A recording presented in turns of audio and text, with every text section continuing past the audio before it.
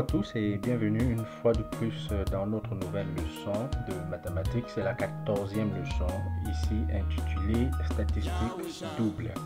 La dernière fois, nous avons vu les statistiques simples. Aujourd'hui, nous allons étendre aux statistiques à double entrée. Alors, la première partie est réservée à la synthèse de cours, la deuxième partie sera réservée au quiz. Alors, nous allons commencer sans plus tarder. On peut sur une population étudier deux caractères quantitatifs et donc la modalité associée à chaque individu est dans un couple de membres réels. On établit ainsi une série statistique double ou série statistique à deux caractères. Alors comme définition, nous allons prendre la définition de point moyen.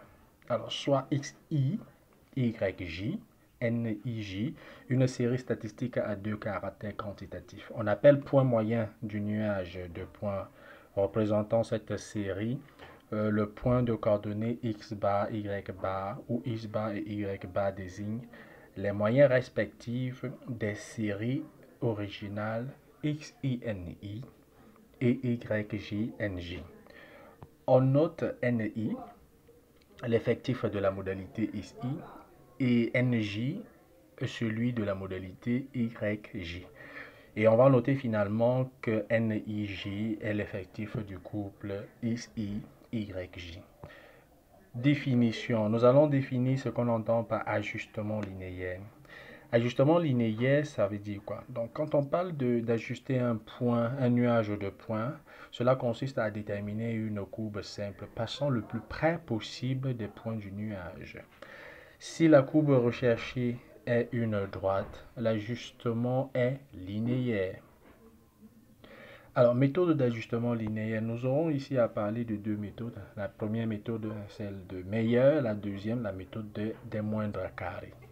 La méthode de Meyer consiste à diviser la série statistique en deux séries S1 et S2 d'égale longueur ou de longueur qui diffèrent d'une classe si le nombre d'entiers est impair. Alors, puis construire G1 et G2, bon, voilà. Construire G1, le point moyen de la série S1, et G2, le point moyen de la série S2. Enfin, la droite G1, G2 va être ce qu'on appelle l'ajustement linéaire cherché. Et cette droite est appelée la droite de Meyer. Et ça sera facile d'avoir son équation de droite. Alors, comme deuxième méthode des moindres carrés.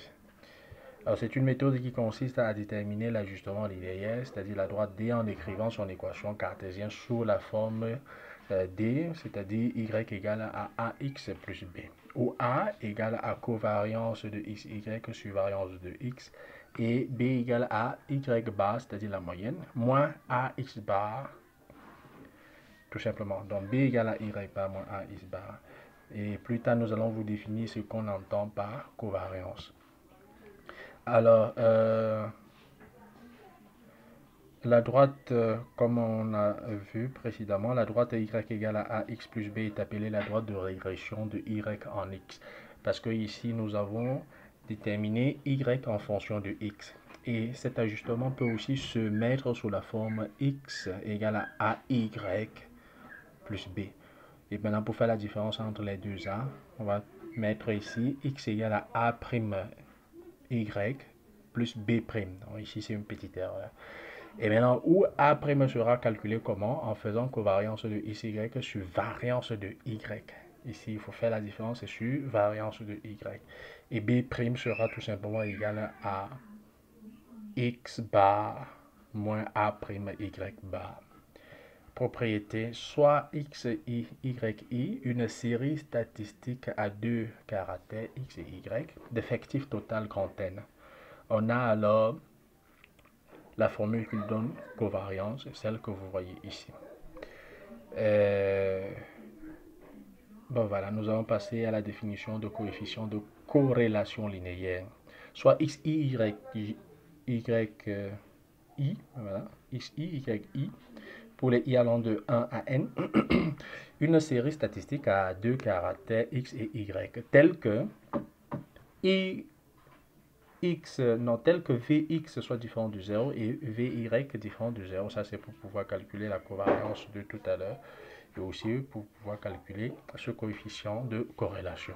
Alors le coefficient de corrélation linéaire de cette série est le nombre réel R tel que R soit égal à covariance de x, y sur la racine carrée de V, la racine carrée de la variance de x fois la racine carrée de la variance de y, tout simplement. Alors il faut maintenant remarquer que ce nombre est compris entre moins 1 et 1, ce qui veut dire que sa valeur absolue sera inférieure ou égale à 1.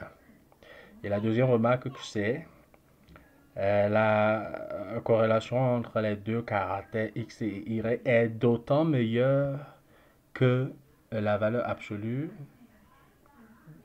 R, la valeur absolue du coefficient de corrélation linéaire est proche de 1. Donc voilà. Bien, donc nous avons terminé avec ce petit cours, cette petite synthèse d'aujourd'hui sur les statistiques doubles.